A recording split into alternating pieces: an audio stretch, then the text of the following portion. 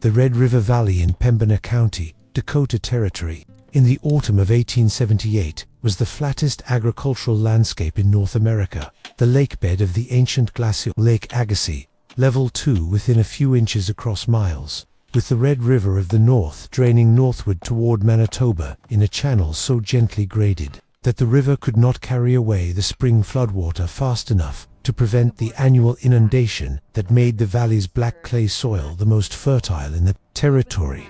The farms that were being established in Pembina County in the late 1870s were responding to the bonanza wheat boom, and the settlers who arrived, many of them Scandinavian immigrants from Minnesota and Wisconsin, and directly from Norway, Sweden, and Denmark, were staking claims on the flat prairie, knowing that the Red River Valley winter would be the defining test of their farming viability. The valley's winter was severe in a specific way that distinguished it from the mountain winters and the high plains winters of other regions.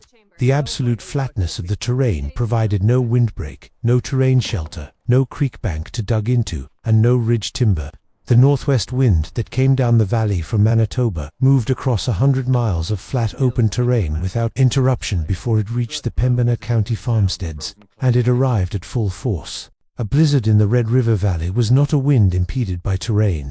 It was a wind that had been building speed since Winnipeg. Ingeborg Anderson had arrived in Pembina County in the spring of 1877 with her husband Olaf and their 2 sons, aged 16 and 14. Olaf had filed a claim and built the first-year dugout that summer, and by the autumn of 1877 they had the frame house that the second season's resources had allowed. The frame house was a standard prairie construction, board and batten sides, tar paper over the exterior, a sod banking around the foundation that helped somewhat in extreme cold. The wood stove in the main room and the cook stove in the kitchen between them required approximately 5 cords of mixed wood per heating season, which was the combination of the cottonwood cut from the Red River bank 8 miles west and the box elder that grew along the drainage ditches of the claim. The wood was surface stacked in the open-sided shed Olaf had built against the south face of the barn.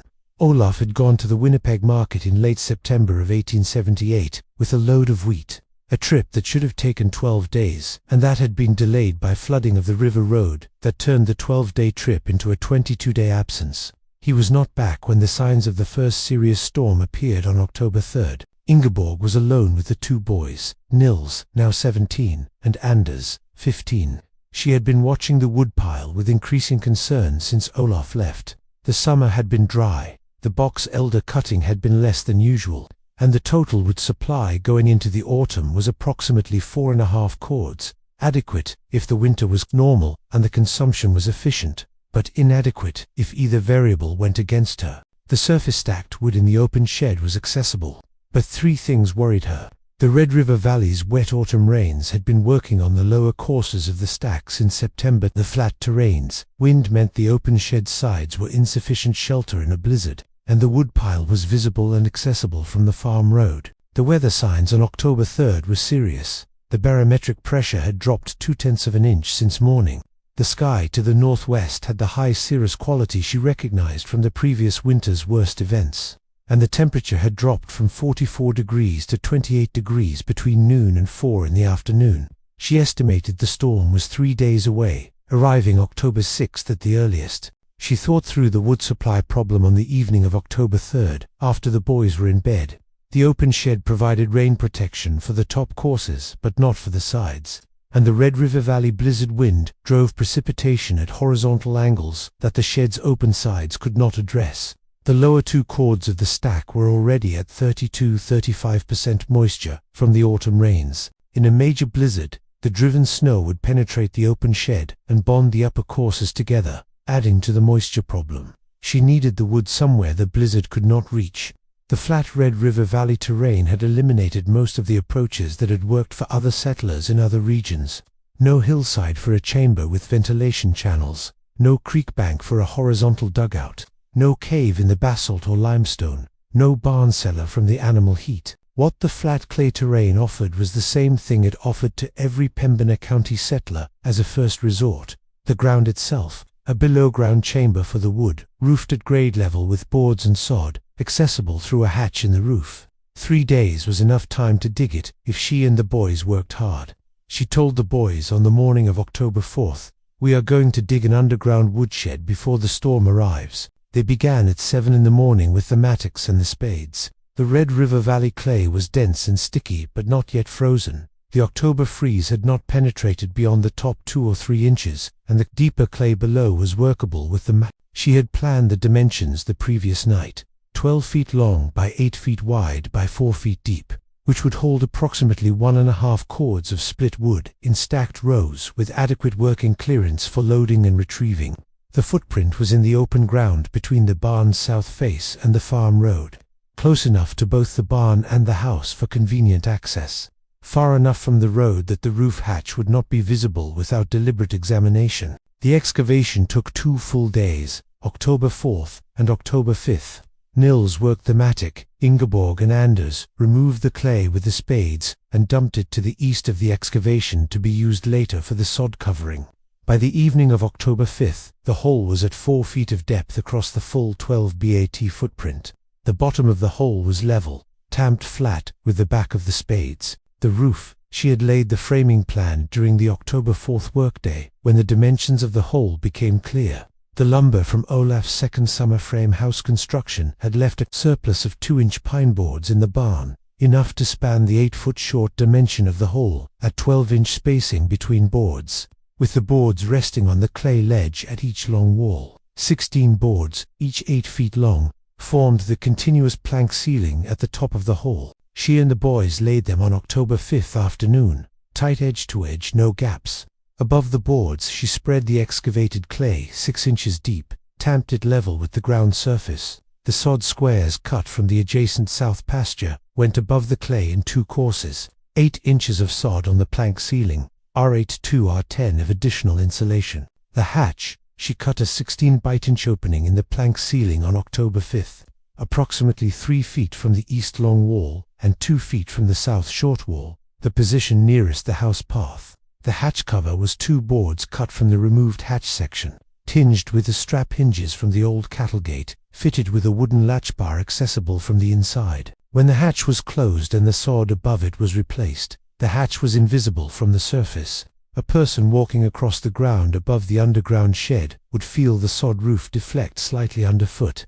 It was not as firm as undisturbed ground, but would not see an opening. She and the boys loaded the underground shed through the south exterior access on October 5th afternoon, an access she had cut into the clay ledge at the east end of the long wall by digging a slope from the surface down to the floor level, creating a ramp that allowed the wood pieces to be slid along the floor to the stacking position rather than lifted and dropped. The ramp was crude but effective. She and the boys moved approximately 1.5 cords of the driest wood from the barn shed stack into the underground chamber in approximately 3 hours, sliding the pieces down the ramp and stacking them from the far west wall toward the hatch. Then she backfilled the ramp with the clay from the excavation spoil and tamped it level, hiding the loading access. She noted in the Household Journal, October 5, 1878, underground woodshed complete, 1.5 cords in the chamber, roof at grade, hatch invisible from surface. Temperature inside estimated 40 degrees before any would heat. Storm due tomorrow. We are as ready as we can be. The storm arrived on October 6th as she had estimated. The temperature dropped from 22 degrees to -4 in 8 hours. The northwest wind reached 35 miles per hour, and the driven snow was horizontal by afternoon. The Red River Valley had no terrain to slow it. The blizzard lasted for days, October 6th through October 9th. She used the hatch each day of the blizzard to retrieve wood, open the hatch from inside the barnside approach, descend the 4 rungs of the ladder she had fitted to the east wall, take 6 pieces from the top of the nearest stack, close the hatch. The hatch was sheltered from the direct blizzard wind by its position between the barn and the house, and the few seconds the hatch was open during retrieval produced a small puff of warmer underground air that the wind instantly dispersed. But the underground chamber itself was unaffected by the blizzard, holding at approximately 38 to 40 degrees throughout the 4-day event. The January cut test on the wood in the underground chamber. She cut a face from a piece stored since October 5th and pressed it between her palms. No sheen, dry, she estimated 14 to 16% moisture. She cut a face from the surface shed's remaining wood, visible sheen, iced in places, approximately 35 to 40%. The underground chamber had not experienced the October through January weather events that had progressively wetted and iced the surface supply. The underground wood was drier in January than it had been in October. Olaf returned on October 21st, 12 days after the blizzard had broken, delayed further by the road conditions. He found the farm in good order, the livestock sound, the wood supply split between the surface shed and the underground chamber. He pressed his hand against the underground chamber floor through the open hatch. Slightly cool, consistent, dry. He said, "You built this in 3 days." She said, 2 days of digging, 1 day of roofing and loading. He said, "Before the blizzard." She said, 3 days before. The key phrase was in the October 22nd journal entry, written after Olaf's return, when she had described the underground shed to him and to the journal. October 22nd, 1878, showed Olaf the underground shed. He said, "You built this before the blizzard arrived." I said, "The blizzard gave me 3 days and I used them. The wood in the chamber is dry. The wood in the surface shed is iced. 3 days was enough time to put the difference underground. 3 days was enough time to put the difference underground." This was the account's summary. The 3-day warning had been the construction window. The underground chamber was the difference between dry wood and iced wood, and the construction had put that difference under the ground where the blizzard could not reach it. 3 days, 1 chamber, 12 feet by 8 feet by 4 feet, 1.5 cords of dry wood, and a hatch that was invisible in the Red River Valley sod. 3 days was enough. The Pembina County Historical Society in Cavalier, North Dakota, has the Ingeborg Anderson Household Journal, 2 volumes from 1877 through 1886, donated by her granddaughter, Sigrid Anderson Haugen, in 1939. The October 1878 construction entries are in Volume 1. The January cut test comparison is in Volume 1. The key phrase is in the October 22nd entry. The record is in Cavalier. It is still there. The differentiation between the Ingeborg Anderson underground firewood shed and the other below-grade firewood storage accounts in this series, the Indiana Billowfloor Woodshed Lydia Marsh, the Pocahontas County Hillside Chamber Margaret Alderson, the New York Billowbarn Space Dorcas Fenn, and the Black Hills Lava Tube Storage Hetty Osgood, reflects the specific climate problem that each account had addressed and the specific terrain conditions that had shaped each solution. The Indiana Billowfloor Woodshed had addressed the freeze-thaw cycling of the Indiana Piedmont climate, where repeated thunderfreeze events bonded surface wood into iced masses. The primary mechanism was moisture protection through billowfloor access, with security from appropriation as a secondary benefit. The construction had used the existing crawl space of the cabin. The Pocahontas County Hillside Chamber had addressed the chronic high rainfall, moisture problem of the Allegheny Valley climate, where 60 inches of annual rainfall made surface wood perpetually wet. The primary mechanism was ventilation-driven, active curing using flat stone channels. The construction had used the hillside terrain. The New York Billowbarn space had used the animal body heat of a large dairy operation to dry green wood through the winter, with the connected building's interior access as the operational convenience. The Black Hills Lava Tube had addressed the Chinook freeze-thaw cycling of the Idaho mountain climate. The primary mechanism was the volcanic basalt's constant temperature protecting wood from the extreme temperature oscillations. The Ingeborg Anderson underground shed addressed the Red River Valley's specific combination of 3 simultaneous threats: the horizontal blizzard-driven precipitation that penetrated open-sided surface sheds, the autumn rain moisture that pre-wetted the surface supply before the freeze, and the extreme blizzard conditions that made outdoor wood retrieval difficult. The terrain was flat. The construction was entirely excavated without any existing structure to modify, and the 3-day construction timeline from weather warning to storm arrival made the speed of construction the critical variable. The speed differentiation. The Indiana woodshed had been excavated over 6 weeks of summer morning work. The Virginia Hillside Chamber had been built over a 6-month preparation period. The New York Billowbarn had been a summer project. The Idaho Cave had been loaded in October with no construction required. The Red River Valley underground shed was excavated, roofed and loaded in 3 days because the weather warning was 3 days and the terrain provided no existing structure to modify. The 3-day timeline was not a choice. It was the only window available. The terrain's role, the Red River Valley's absolute flatness, eliminated every approach that required hillside terrain, creek bank terrain, cave formation, or an existing below-grade structure. What remained was the ground itself, accessed from the surface, covered with the sod and clay that the excavation provided as roofing material. The flat valley had been the limiting constraint. It had also been the only resource. The chamber had been cut from the clay that the glacier had deposited when it retreated, and that the Red River Valley farmers were tilling every spring.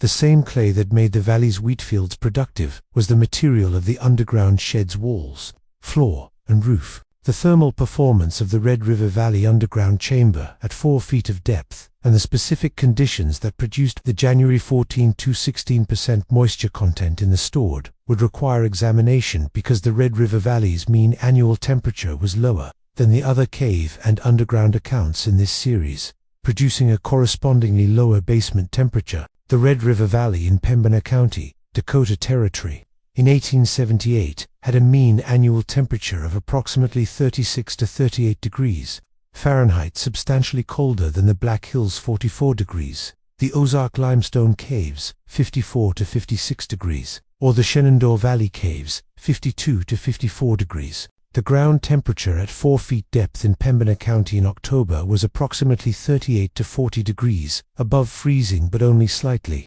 and it would cool further through the winter as the surface cold conducted downward. By January, the Pembina County ground at 4 feet depth was approximately 32 to 34 degrees, near freezing, considerably colder than the comparable depth in the limestone cave regions further south. The underground shed was not warm in the sense that the Ozark and Shenandoah Valley caves had been warm. It was above freezing in a climate where the surface was -20 to -30 in the worst events, and above freezing was what mattered for wood preservation. At 32 to 34 degrees, the wood in the underground shed was at the lower limit of the drying environment that the other below-grade storage accounts had provided. The passive evaporation that had been occurring at 44 degrees in the Black Hills lava tube was reduced at 34 degrees. The vapor pressure of water at 34 degrees is approximately half that at 44 degrees, meaning that the evaporation rate was approximately halved compared to the Idaho account. The wood would not dry as rapidly or as thoroughly in the Red River Valley underground shed as it had in the warmer underground environments. However, the critical performance was not improvement in moisture content. From loading to January, the Indiana woodshed had produced that through freeze-thaw protection. The hillside chamber had produced it through ventilation, curing. The Red River Valley underground shed's critical performance was maintenance of the loading moisture content from October through January. The wood loaded at 30 to 35% surface moisture in October was at approximately the same level in January, because the underground environment had not subjected it to the additional freeze-thaw cycles that had raised the surface shed wood from 35% to 35 to 40% and iced it into a bonded mass. The underground shed had not dried the wood dramatically. It had preserved the wood at its October moisture level through the winter. That preservation was sufficient. The surface shed wood at 35 to 40% with ice bonding was difficult to access and difficult to burn. The underground wood at 30 to 35% without ice bonding was accessible, separable, and burned with only moderate smoke delay. The underground shed had not made the Red River Valley wood as dry as the Ozark Limestone Cave had made the Missouri wood, or as the hillside chamber had made the Virginia wood. It had made the Red River Valley wood usable through the winter, which was what the Red River Valley's specific climate problem required. The construction sequence that Ingeborg and the boys had executed across October 4th and 5th, in 14 hours of October work on clay soil in an unknown weather interval before the storm, provides a complete construction record in the journal that is detailed enough to reconstruct the underground shed precisely. October 4th, morning entry. Started the underground shed today at 7 in the morning. Nils on the mattock, Anders and I with spades. Clay stiff but workable below the top few inches. Marked the 12x8 footprint with stakes and twine, working from the northeast corner out to keep the excavation square. 4 feet of depth needed. Estimated 2 days. October 4th, evening entry. Half done. 6 feet by 8. At 4 feet, the clay comes out in clean blocks. Have piled it to the east. Will use it for the roof layer over the boards. The hole is square and the floor is level. Tomorrow, finish the hole, lay the boards, sod the roof, load the wood. It must be done by evening tomorrow. October 5th, morning entry. Back to the hole at first light. The temperature dropped to 18 degrees overnight. The clay is harder at the top, but still workable below. By noon, hole complete, 12 by 8 by 4 feet, floor level and firm. October 5th, afternoon entry. Boards from the barn, surplus laid across the hole at the short dimension, tight edge to edge. 6 inches of clay from the spoil pile spread and tamped on the boards. 2 courses of sod above the clay. Hatch cut and fitted with the gate hinges. Latch bar inside. Wood loaded through the east ramp. 1.5 cords. Dry pieces from the barn shed. Slid down the ramp to the stacking position. Ramp backfilled. Hatch invisible from the surface. Done by 4 in the afternoon. 14 hours of work across 2 days. 4 hours on October 4th. 10 hours on October 5th. The compressed timeline was possible because the terrain was favorable. Clay that cut cleanly. Spoil material available as roofing. Lumber surplus in the barn. Sod available from the adjacent pasture. Every element of the construction had been sourced within 100 feet of the excavation. The 3-day window from weather sign to storm arrival had given her 48 hours of construction time, plus 1 day of margin. She noted the margin. October 5th, final entry. Finished at 4 in the afternoon. Storm due tomorrow, October 6th. 1 day of margin. If the storm had arrived 1 day early, we would not have had the roof on. We had exactly the time the signs had given us. She had used all of it. The community of Pembina County, Norwegian and Scandinavian. Immigrant farmers who were in similar situations of new settlement, inadequate shelter, and specific vulnerability to the Red River Valley blizzard, represented the transmission audience for the underground shed method. Ingeborg documented 3 transmission events in the journal's entries for the winter of 1878-79 and the following spring. The first transmission, in December of 1878, when the neighboring Thorson family visited and she showed them the hatch. Lars Thorson pressed the sod above the hatch location. It deflected slightly more than the undisturbed ground around it. The wood stored below, creating a slightly softer feel to the sod roof. He had identified the location without being told. She noted, Thorson found the hatch by pressing the ground. He said, "Softer here." I told him, "The wood is below." He asked the dimensions and construction time. I said, 3 days if you start at weather signs. He will build one next September the 2nd. The church spring gathering in May 1879. She described the underground shed to a group of families who had gathered for the spring community event. She gave the dimensions, the construction sequence, the materials, the 3-day timeline from weather signs to completion. She noted which families had listened carefully and which had asked follow-up questions. 2 of the 3 families who asked follow-up questions had built underground sheds before the winter of 1879-80. The third, a letter from a Scandinavian homesteader in Trail County, Dakota Territory, approximately 50 miles south of the Anderson claim, received in July 1879. The letter had been written by a man named Sven Engström, who had heard about the underground shed from a Pembina County settler he had met at the Grand Forks market.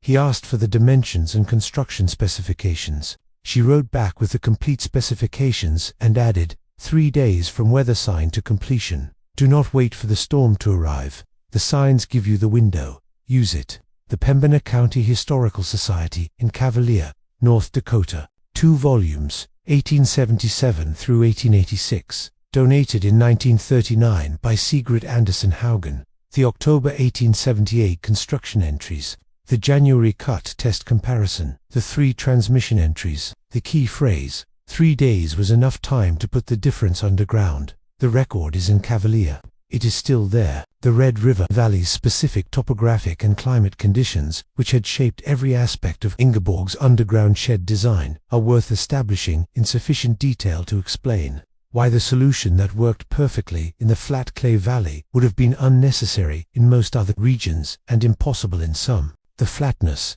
the glacial Lake Agassiz lakebed that formed the Red River Valley floor was level 2 within approximately 18 inches per mile, the topographic equivalent of a billiard table at agricultural scale.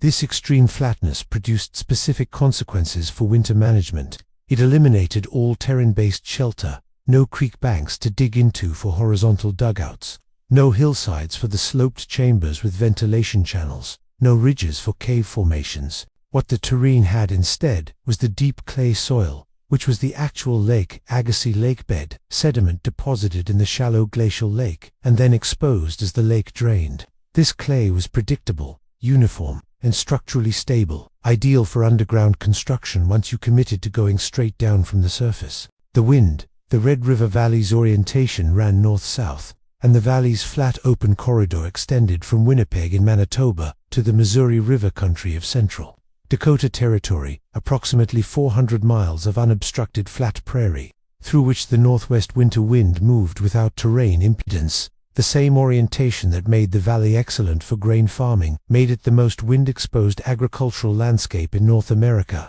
A wind that was 25 miles per hour at the Manitoba border was 25 miles per hour. 400 miles later, when it reached the Pembina County farms, it had not slowed against any ridge or deflected around any hill. The Red River Valley blizzard wind was at its full Manitoba border speed when it arrived at the farmsteads. The consequence for surface wood storage, an open-sided shed on the flat Red River Valley prairie was exposed to horizontal wind-driven precipitation from all directions. The shed lacked walls, and the northwest blizzard wind was specifically a penetrating wind. It entered any gap in any surface from the northwest face and exited from the southeast face, carrying the heat and warmth with it. The south face open shed, that was adequate in Indiana and Virginia and Wisconsin, where the wind was interrupted by terrain, before it reached the farms, was inadequate on the Red River Valley flatness. The only adequate protection was a structure that the wind could not enter, a completely enclosed structure,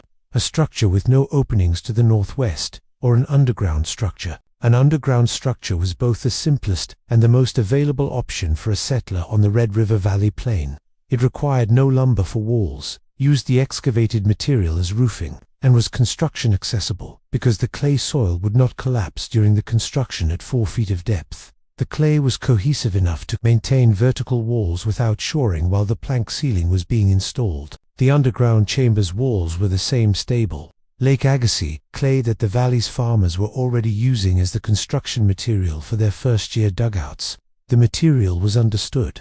The agricultural context of the Anderson claim in October 1878, the third year of a bonanza wheat farm in the first wave of Pembina County settlement, provides the specific economic and material conditions that shaped the construction's resources and constraints. Olaf and Ingeborg had been farming the Pembina County claim for 3 seasons by October 1878. The first season's dugout had been replaced by the frame house in 1877. And the farm had the infrastructure of a 3-year established claim: the frame house, the barn shed for the surface wood pile, and the accumulated tools and materials that 3 seasons of farming had produced. The barn lumber surplus from the second season frame house construction was the specific resource that made the underground shed's plank ceiling possible, without a supply run to the Grand Forks lumber yard. Without that surplus, the ceiling boards would have required 3 to 5 days of supply travel, making the 3-day construction timeline impossible. She had noted the lumber surplus specifically in the October 4th journal entry, used the barn surplus boards for the ceiling, the pine from the framehouse construction that Olaf kept in the barn, exactly enough for the 12-foot span at 12-inch board spacing. She had anticipated the lumber availability when she planned the dimensions the previous night, choosing 12 by 8 feet because the available boards were 8 feet long and could span the short dimension without cutting. The dimensions had been designed around the available materials, not around an ideal size. This material's first planning was characteristic of Ingeborg's journal accounts of construction decisions. She had not designed the ideal underground shed and then sourced the materials, but had inventoried the available materials and designed the construction that those materials could build. The 8-foot boards produced an 8-foot width. The available sod from the south pasture could be cut in afternoon light. The available clay from the excavation spoil was sufficient for the 6-inch roof layer. The available gate hinges fitted the hatch cover. The available ladder rungs from the scrap lumber fitted the 4-rung descent. This is the planning logic of all the mechanisms in this series that were built from farm resources. Not an ideal engineering design applied to available materials, but an available materials inventory applied to the problem. The materials inventory was what the farm had. The design was what those materials could build that solved the problem. 3 days was enough time to build what those materials could build. The Olaf return on October 21st and his assessment of the underground shed, which Ingeborg had documented in the October 22nd entry with the specific detail of him pressing the chamber floor through the open hatch, is the external confirmation of the underground shed's performance that completed the account. Olaf had been in the Winnipeg market and the flooded River Road country for 22 days, during which time the farm had experienced the October blizzard, the November cold events, and the accumulating winter that had been working on the surface shed wood. He returned to a farm where the surface shed wood was significantly more deteriorated than the wood he had left, and the underground shed wood was essentially unchanged. The physical comparison, his hand pressed against the dry, cool underground floor, was available to him without any explanation from Ingeborg. She had written, he pressed the underground floor through the hatch and said, "This wood is as dry as it was in September." I said, "It does not know about October and November," he said. "The surface pile is iced in the lower courses." I said, "The surface pile has known about everything." He was quiet for a moment. He said, "You built this in 3 days." I said, "The signs gave me 3 days and I used them. The signs gave me 3 days and I used them." This was a different formulation of the key phrase, briefer, more direct, focused on the decision to act rather than on the result of acting. 3 days was enough time to put the difference underground. The signs gave me 3 days and I used them. Both phrases said the same thing from different directions. The window was given by the weather. The construction was the use of the window, and the result was underground wood that the winter could not reach. The Pembina County Historical Society in Cavalier, North Dakota, 2 volumes, 1877 through 1886, donated 1939 by Sigrid Andersen Haugen. The construction entries, the January cut test, the community transmission entries, the key phrase from October 22nd, 3 days was enough time to put the difference underground. The record is in Cavalier. The clay is still in the ground. The record is still there. The 7 winters of the Anderson Household Journal, from 1877 through 1884, when Volume 2 ends, document the underground shed's continuous use from the first winter of its existence in 1878-79 through the 7 seasons documented in the collection. The journal entries show the normalization pattern that every mechanism in this series eventually demonstrates. From the detailed construction accounts and performance comparisons of the first year to the brief seasonal loading entries of the subsequent years, the October 1879 loading entry, October 1879, underground shed, loaded with 1.5 cords, 2 good cords in the surface shed for daily use. The routine is established. And the October 1880, underground shed, loaded October 3rd, dry wood below before the October storms. And by October 1883, shed loaded. Both entries consistent with previous years. Both entries consistent with previous years. She had written this in October 1883, 5 years after the 3-day construction, because the underground shed had produced consistent performance every year, and the annual entry no longer required additional description. The consistency was the record. October, loaded. January, dry, every year, consistent with previous years. The January cut test entries also normalized. January 1879, the detailed comparison of 14 to 16% underground versus 35 to 40% surface. January 1880, underground wood dry, 14 to 16%. Surface shed iced as usual. January 1882, underground wood dry. January 1884, underground dry. The entries becoming briefer as the comparison became expected rather than discovered. The surface shed wood was iced as usual every January. The underground wood was dry every January. The difference was always the same. The underground shed was the reason for the difference. The construction had been 3 days in October of 1878. The difference had been consistent. For 7 winters after the Pembina County Historical Society in Cavalier, North Dakota.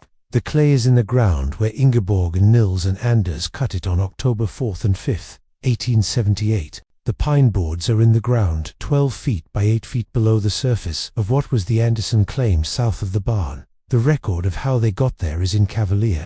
3 days was enough time to put the difference underground. The record says so. It always will. The comparison between the Ingeborg-Anderson construction timeline and the construction timelines of the other proactive preparation accounts In this series, the accounts in which the construction was completed before the emergency rather than during or after it illuminates what made the 3-day timeline both the constraint and the essential feature of the account. Martha Caulfield's Kentucky cave conversion had been built in 2 days before the blizzard arrived, with 6 months of material preparation beforehand. The 2-day construction had been the deployment of a 6-month preparation. Sigrid Holmes' Wisconsin underground chimney had been built in the last week before the logging camp departure, a 1-week window with summer material purchases behind it. The week had been the deployment of a 3-month preparation. Ingeborg Anderson's Red River Valley underground shed had been built in 3 days with no prior preparation. The lumber surplus in the barn was the preparation, and it had been accumulated as a byproduct of the framehouse construction rather than as deliberate preparation for the underground shed.